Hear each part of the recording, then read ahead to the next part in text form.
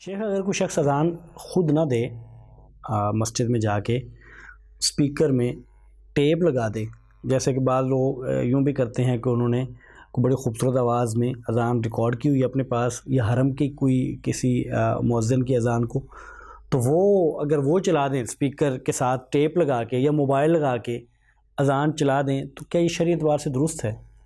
اس حوالے سے میں آپ سے ایک سوال کرتا ہوں۔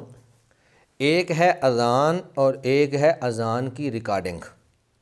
اگر آپ سے میں یہ پوچھوں کہ یہ جو موبائل پہ چل رہی ہے یا یہ جو اسپیکر پہ مطلب کسی اور ریکارڈنگ کے انداز میں چل رہی ہے، یہ اذان ہے یا اذان کی ریکارڈنگ ہے، تو آپ کا جواب کیا ہوگا؟ ظاہر ہے وہ ریکارڈنگ ہے۔ تو اصل بات یہی ہے کہ ایک ہے عبادت، ایک ہے عبادت کی ریکارڈنگ۔ ٹھیک ہے، اب ایک بندہ کہے کہ میں نماز نہیں پڑھتا، اور نماز کی جو ریکارڈنگ ہے بے شک وہ حرم کی ریکارڈنگ ہو اور وہ ٹی وی پہ سامنے لگا کر کہے جب میں دیکھ لیتا ہوں، تو کیا اس کی نماز ہو جائے گی؟ بالکل نہیں ہوگی۔ ٹھیک ہے، تو یہ جتنی عبادات ہیں، بے شک وہ اذان ہو، بے شک وہ نماز ہو، بے شک وہ حج ہو، یہ عبادات جو ہیں یہ نیت کی متقاضی ہیں۔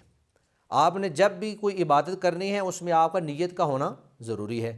تو جب آپ اذان کہیں گے آپ کی نیت ہوگی جی میں اذان کہنے لگا ہوں۔ اور پھر اذان کے آداب ہیں کہ آپ نے قبلہ رخ کھڑا ہونا ہے، آپ نے کانوں میں انگلیاں دینی ہیں، آپ نے بلند آواز سے بولنا ہے، باوضو ہونا ہے، بہتر ہے باوضو ہو کر آپ اذان دیں۔ تو یہ عبادت جو ہے، عبادت کے لیے ہر اذان کے ٹائم آپ کو مستقل طور پہ اذان کہنا پڑے گی۔ اور اگر آپ یہ کہیں کہ میں ایک اذان ریکارڈ کر لوں اور اسی کو بار بار سناتا رہوں، تو وہ ریکارڈنگ ہوگی، وہ اذان نہیں ہوگی، اس میں نیت نہیں ہے، اس میں اذان کی ادائیگی نہیں ہے۔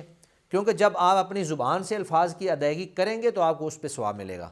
جیسے نماز اگر آپ ریکارڈ کر لیتے ہیں تو آپ کو ہر نماز پڑھنی پڑے گی، نہ کہ اس کی ریکارڈنگ سن کر آپ کہیں جی میرے لیے وہ کفایت کر گیا ہے۔ تو ایسے اذان نہیں ہوتی ہے۔